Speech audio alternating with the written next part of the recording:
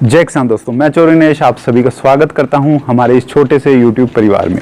दोस्तों, आपने अक्सर देखा होगा कि जब हमारे पशु बीमार होते हैं, चाहे वो गाय हैं, भैंस है या अन्य कोई पशु है, तो वो क्या है कि खाना पीना छोड़ देते हैं। लेकिन हम यही देखते रहते हैं कि हमारा पशु खा नहीं रहा है, पी नहीं रहा है और वेट करते रहते हैं कि कब ये खाना पीना शुरू करेगा। लेकिन उसकी जगह हम कुछ और खिलाने पिलाने की नहीं सोचते हैं। तो ऐसे में क्या है कि पशु के जो स्वास्थ्य है उसमें ज़्यादा गिरावट भी आती है और जो दूध उत्पादन क्षमता है वो भी पशु की कम हो जाती है। तो दोस्तों, आज की इस वीडियो में आपको बताने वाला हूं कि अलग अलग बीमारियों में, जैसे खांसी जुकाम में या पशु को दस्त है, कब्ज है, बुखार है या अन्य कोई बीमारी है, तो ऐसे में जब पशु खाना पीना छोड़ देता है तो हम दूसरी चीज़ें क्या दे सकते हैं पशुओं को, जिससे कि उनका दूध उत्पादन क्षमता पर भी ज़्यादा असर न पड़े और उनका स्वास्थ्य में भी ज़्यादा गिरावट न आए। तो चलिए वीडियो शुरू करते हैं। दोस्तों, हमेशा से मेरा ये सोचना रहा है कि जो पशु है और जो हम इंसान हैं, हम में कहीं ना कहीं रिलेशन है। जब हम इंसानों को कभी ना कभी बुखार होती है या खांसी जुकाम होता है तो हमारे मुंह का टेस्ट बदल जाता है। जब हम मेडिसिन लेते हैं, एंटीबायोटिक लेते हैं, उसकी वजह से तो हमें जो साधारण जब हम रूटीन में जो खाना खाते हैं वो अच्छा नहीं लगता है। ऐसे में हम फ्रूट्स खाते हैं, जो खट्टे फ्रूट्स हैं वो खाने का मन करता है। ऐसे ही पशुओं के साथ भी होता होगा। हालांकि पशु हमें बोल कर नहीं बता सकते, लेकिन हम जब हमने बीमार होते हैं, उन्हें मेडिसिन देते हैं, उनके मुंह का टेस्ट भी चेंज होता होगा।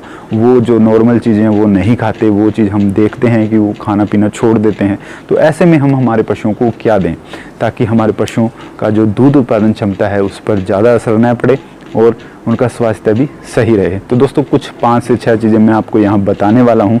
वो चीज़ें आप घर पर ही तैयार करके अपने पशुओं को दे सकते हैं। तो दोस्तों, सबसे पहले मैं आपको यहाँ बताना चाहूँगा भात का मांड, यानी जिसे हम चावल का मांड भी कहते हैं। तो ये काफ़ी सारी बीमारियों में हमारे पशुओं के लिए बहुत ही लाभदायक रहता है। अब ये होता क्या है, जब हम चावल उबालते हैं पानी में तो पीछे जो सफ़ेद कलर का पानी हम छानते हैं उसे हम चावल का मांड कहते हैं। दोस्तों, ये पानी पशुओं की दस्त और पेचिश रोग में बहुत ही सहायक रहता है। जो दस्त की दवाई है वो अगर इस मांड में हम मिलाकर पशुओं को देते हैं तो बहुत ही फ़ायदा रहता है। दोस्तों, नंबर 2 पर मैं आपको यहाँ बताना चाहूँगा कि चोकर का मांड। अब चोकर कौन सा? जो गेहूं का चोकर होता है। अब इसे बनाना कैसे है? लगभग 500 ग्राम चोकर लेकर, 15 ग्राम नमक लेकर और लगभग 550 ग्राम अपने पानी लेकर, इन तीनों चीज़ों को आधे घंटे तक ढक्कन से ढककर हल्के हल्के आंच पर उबालना है। और जब ये मिश्रण ठंडा हो जाए तो आपको अपने पशुओं को देना है। दोस्तों, ये जो मिश्रण है पशुओं की दस्त में और जो पशुओं की पेट की गड़बड़ी है उसमें बहुत ही सहायक है। अगर आपके पशुओं के पेट में गड़बड़ी है, मान लीजिए कभी दस्त लगते हैं, कभी कब्ज होती है, तो ऐसे में इस मांड का आप यूज़ रेगुलर रूप से कर सकते हैं। या फिर जब पशुओं को बुखार होती है तो वो खाना पीना छोड़ देते हैं, तो ऐसे में इस मांड को बनाकर आप अपने पशुओं को दे सकते हैं, जिससे कि आपके पशुओं को भरपूर एनर्जी मिलेगी। दोस्तों, नंबर 3 पर हम यहाँ बात करेंगे जौ के मांड के बारे में। अब जौ का मांड हमें कैसे बनाना है, तो 2 लीटर पानी लेकर उसमें लगभग साफ़ सुथरे 500 ग्राम जौ लेकर हमें इसे मध्यम आंच पर, यानी कि हल्के हल्के आंच पर उबालना है। और जब भी आधे घंटे तक हम इसे उबाल लें तो उसके बाद ठंडा करके हम इसे अपने पशुओं को पिला सकते हैं।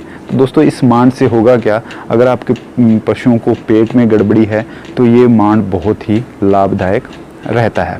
दोस्तों, नंबर 4 पर है अलसी, यानी जिसे हम तीसी भी कहते हैं। तो अलसी या तीसी की चाय। अब ये बनेगी कैसे, तो इसे बनाने के लिए हमें क्या है कि 2 लीटर पानी में लगभग 500 ग्राम पीसी हुई अलसी लेनी है और इसे लगभग 2 से 3 घंटे तक हल्के हल्के आंच पर हमें इसे पकाना है। यानी कि 2 लीटर पानी में 500 ग्राम जो अलसी है उसे हल्का हल्का कूट कर, पीस कर, मिक्स करके 2-3 घंटे तक हल्के हल्के आंच पर उबालिए। उसके बाद इसे क्या है कि ठंडा करके छान लीजिए। अब ये जो छना हुआ पानी है इसे अलसी या तीसी की चाय कहा जाता है।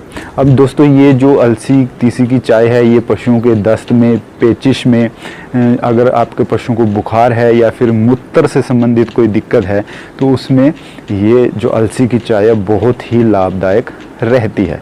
अब दोस्तों, पानी छानने के बाद पीछे जो अलसी बचती है उसे अलसी का मांड कहा जाता है। अब इसे भी आप अपने पशुओं को खिला सकते हैं। इसमें काफ़ी मात्रा में प्रोटीन रहता है और काफ़ी इसमें ओमेगा 3 वगैरह से हैं, जो फैटी एसिड्स हैं वो हैं, तो उससे क्या है कि पशुओं को एनर्जी भरपूर मिलेगी।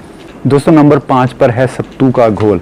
दोस्तों मकई और जौ का जो हम सत्तू बनाते हैं, आप सभी जानते होंगे, उस सत्तू के घोल को हम अपने पशुओं को पिला सकते हैं। इससे क्या है कि अगर आपके पशुओं को बदहजमी है या फिर कब्ज या दस्त है, तो उसमें ये घोल काफ़ी लाभदायक रहता है। तो दोस्तों ये कुछ फॉर्मूले थे जिन्हें आप अपनाकर अपने पशुओं को बीमारी में भी खिला पिला सकते हैं। इसके अलावा 2 नॉर्मल चीज़ें और हैं।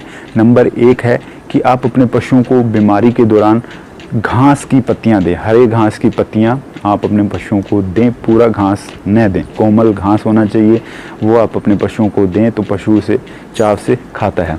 अगर आपके वहाँ बांस की जो पत्तियां हैं वो अवेलेबल हैं तो वो भी आप अपने पशुओं को दे सकते हैं। और नंबर 2 पर है आपने पशु के लिए पानी की व्यवस्था अच्छे तरीके से करनी चाहिए। पानी ताज़ा होना चाहिए, पानी साफ़ सुथरा होना चाहिए।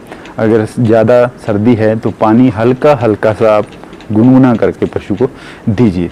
तो ये कुछ चीज़ें हैं, अगर बीमारी में आप अपने पशुओं को देंगे, अपने पशु का ध्यान रखेंगे, तो वो जल्दी से स्वस्थ भी होगा और आपके पशु की जो मिल्क प्रोडक्शन है वो भी कम नहीं होगी। बहुत फ़र्क पड़ेगा लेकिन बहुत कम पड़ेगा, और जो आपके पशु की जो हेल्थ है वो एकदम से डाउन नहीं होगी।